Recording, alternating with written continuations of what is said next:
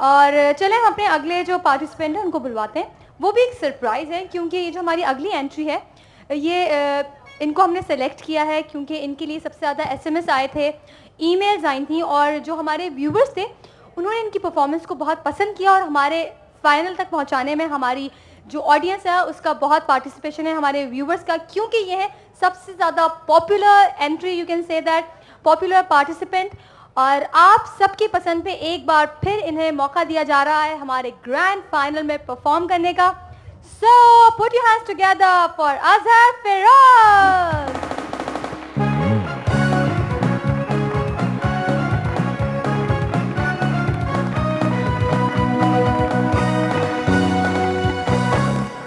अजहर, सबसे पहले तो मैं अपनी तरफ से, जावेद भाई की तरफ से, मीरा जी की तरफ से आपको वेलकम करता हूं कि आपको एसएमएस के थ्रू दोबारा बुलाया गया।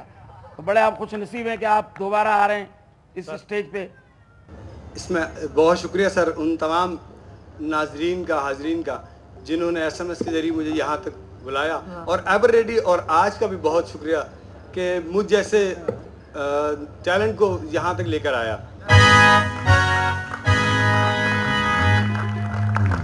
मैं अभी यहाँ आया कराची में तो मुझे एक साहब मिले, कहने लगे यार अजहर भाई कोई जॉब दिलवा दो यार। मैंने कहा भाई मैं यहाँ कोई वाकिफ ही नहीं है मेरा, यार भाई कोई जॉब दिलवा दो यार। मैंने कहा भाई क्या जॉब करोगे?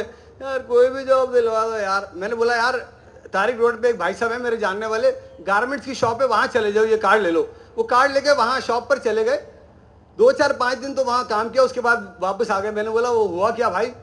फिर उन्होंने रुदायत अपनी सुनाई, कहने लगे जनाब मैं गया, उन्होंने मेरा इंटरव्यू लिया, उन्होंने मुझसे पूछा भाई घर में कौन कौन है, क्या करता है क्या नहीं करता। मैंने सबका बताया। मैंने कहा चचा हैं वो नस्वार बेचते हैं, अब्बा हैं वो शराब पीते हैं, और जो बड़े भैया हैं वो पाउडर पीते हैं। अब मैं किस किस का क्या क्या खोल के यहाँ बताऊँ? उन्होंने कहा सारे उलट पुलट हैं, कोई पॉजिटिव नहीं। कहने लगे जनाब मैं हूँ ना HIV पॉजिटिव। बहरहाल उन्होंने रख लिया। उन्होंने कहा यार कोई बात नहीं, HIV है तो क्या हुआ। उन्होंने कहा जी ठीक है आप जॉब कीजिए। अब जॉब उन्होंने स्टार्ट की, काउंटर पे पहला दिन तक खड़े हुए, एक साहब आए थोड़ी देर बाद, कहने लगे जनाब अंडरवेयर दिखाइएगा। इधर देखा, बोले आज तो पहने ही नहीं है। साहब ने लगाई चमाड़े को उनको। कुछ दिन गुजरे, एक खातून आई वहां पर, कहने लगी जनाब यहाँ गले मिलते हैं? बोले मिलते तो नहीं, आप बोलो तो मिल लेते हैं। खातून ने ऐसी चमाड़ लगाई, अब उनकी दोनों आंखें आपस में नहीं मिलती।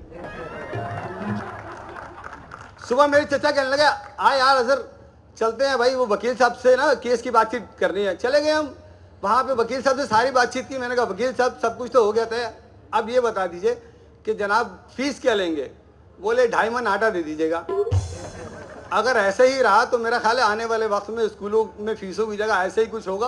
प्राइमरी 5 किलो आटा, मिडिल 8 किलो आटा, मैट्रिक 10 किलो आटा।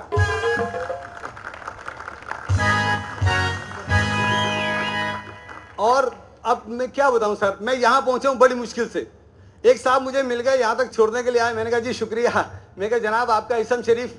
कहते वो तो नहीं आता, दुरूद शरीफ सुन लीजिए। अजीब अजीब हालत है। यहाँ मैं पहुंचा जो मेकअप आर्टिस्ट है यहाँ रेडी के, रो रहे बैठ गए। सबने चुप कराया, भाई हुआ क्या? लाला जी आए, मीरा जी आए, जावेद साहब आए, सबने चुप कराया, भाई हुआ क्या है? ऊपर से मैडम आगे डायरेक्टर के, भाई मुझे बताइए हुआ क्या है? मैडम ट्रक के नीचे आते आते बचाओ। तो उन्होंने कहा भाई आप ट्रक के नीचे आते आते बचे, ये तो खुशी की बात है, आप रो क्यों रहे हैं? मैडम ट्रक के पीछे लिखा था अच्छा फिर मिलेंगे। Thank you.